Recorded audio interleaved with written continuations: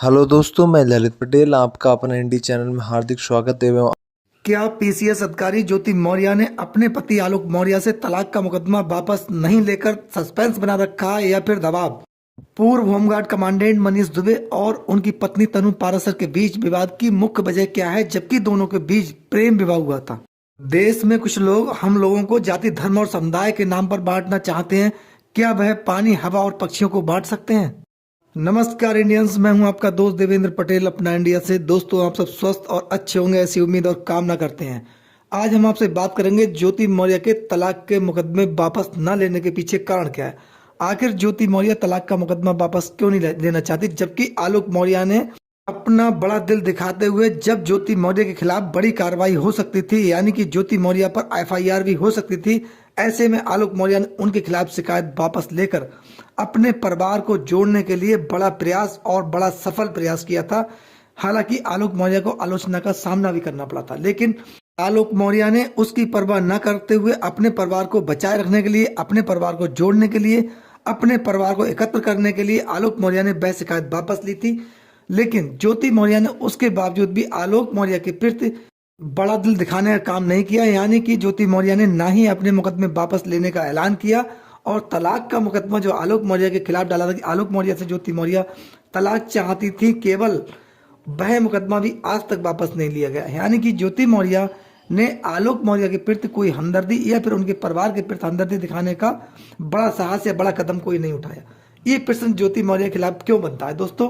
क्योंकि ज्योति मौर्य ने आलोक मौर्य और उनके परिवार के खिलाफ दहेज उत्पीड़न, घरेलू हिंसा का एक मुकदमा दर्ज कराया था, आईटी एक्ट का मुकदमा आलोक मौर्य के खिलाफ दर्ज कराया था, और उसके बाद आलोक मौर्य के खिलाफ तलाक का मुकदमा भी ज्योति मौर्य ने प्रयागराज फैमिली न्यायालय में दाखिल किया था। उस मुकदमे में आज तक डेट बाय डेट पड़ती जा रही है, लेकिन ज्योति मौर्य ने सस्पेंस बना रखा है।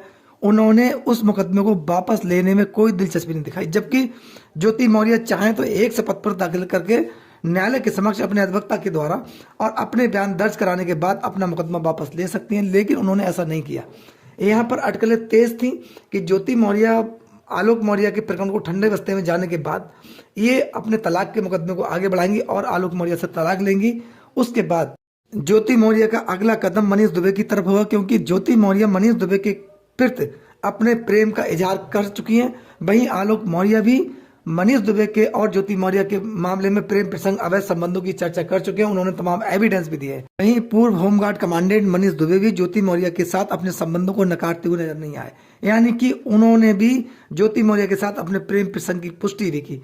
दोस्तों, ऐसे में ये माना जा सकता है कि ज्योति मौर्य और मनीष दुबे दोनों अगला कोई बड़ा कदम उठा सकते हैं, लेकिन इन्हें एक बार विचार भी करना होगा, क्योंकि ज्योति मौर्य और मनीष दुबे की जिस प्रकार से समाज में प्रतिष्ठा डाउन हुई है, ज्योति मौर्य और मनीष दुबे दोनों ही अपनी प्रतिष्ठा समाज में खो चुके हैं, क्योंकि इनके द्वारा जिस प्रकार कृत किया गया, जिसका समाज में नेगेटिव संदेश गया, देश की तमाम महिलाएं पीड़ित हुई, परेशान हुई केवल ज्योति मौर्य के प्रकरण की वजह से। जो महिला आज तक इससे पहले एक समाज के लिए आइकॉन ये हुआ करती थी, यानी कि ज्योति मौर्य को लोग उस नज़र से देखते थे कि एक महिला ने वह काम किया जो अपने वैवाहिक जीवन में रहते हुए भी उन बुलंदी तक पहुंचने में कामयाब रही।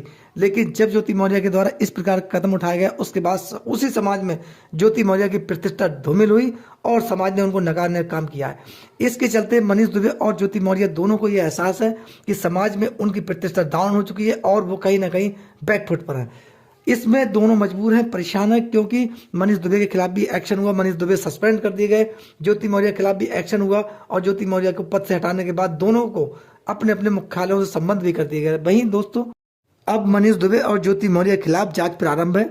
अगर इन पर आरोपों की पुष्टि हुई तब इनके आगे जाके मुश्किलें बढ़ेंगी। इन्हें भी पूर्णतः एहसास है कि कानूनी मुश्किलें बढ़ने वाली हैं और आगे का जीवन कठिन होने वाला है। ऐसे में इन्हें विचार करने को मजबूर होना पड़ रहा है कि कहीं ना कहीं अपने परिवार की ओर रुख किया जाए। ज्योति मौर्य और मनीष दुबे दोनों को ही पूर्णतः एहसास है कि अगला कदम अगर बढ़ाया गया तब आगे मुश्किलें बढ़ेंगी भी और समाज में ये बात जरूर तूल पकड़ेगी, क्योंकि आलोक मौर्य स्वयं मीडिया के सामने रो रो कर ज्योति मौर्य और मनीष दुबे के पूरे प्रकरण को बयान करते हुए नजर आए थे। उन्होंने तमाम आरोप भी लगाए थे। ऐसे में पुनः ज्योति मौर्य की मुश्किलें बढ़ेंगी। ऐसे में मनीष दुबे और ज्योति मौर्य के बीच मतभेद की भी बहुत बड़ी खबरें आने लगी हैं, क्योंकि मनीष दुबे ज्योति मौर्य को ये दोषी मानते हैं। उनका कहना है कि ज्योति मौर्य के प्रकरण की वजह से मेरा ये मामला हुआ, यानी कि मनीष दुबे को सस्पेंड कर दिया गया। जब तक इससे पूर्व वो कई बार विवादों में रहे, लेकिन वो जांच में बसते रहे। लेकिन जब मनीष दुबे और ज्योति मौर्य का प्रकरण हुआ तो ज्योति मौर्य के पति आलोक मौर्य ने मनीष दुबे को बैकफुट पर लाके रख दिया। ऐसे में ज्योति मौर्य पर भी दबाव ये है कि वह खुलकर आलोक मौर्य का समर्थन करे या फिर मनीष दुबे का समर्थन करे। यही कारण है दोस्तों, ज्योति मौर्य अपने जो तलाक का मुकदमा है उसमें सस्पेंस लगातार बनाए हुए हैं। वह ये निर्णय नहीं ले पा रहे हैं कि केवल अपनी घर वापसी की जाए स्वच्छ और साफ मन से, या फिर मनीष दुबे का साथ दिया जाए, यानी कि मनीष दुबे की ओर अपना रुख किया जाए, यानी कि मनीष दुबे के साथ अगला कदम बढ़ाया जाए। इसमें ज्योति मौर्य विचार कर रही हैं। यही कारण है आलोक मौर्य अपने आप को दबाव महसूस कर रहे हैं।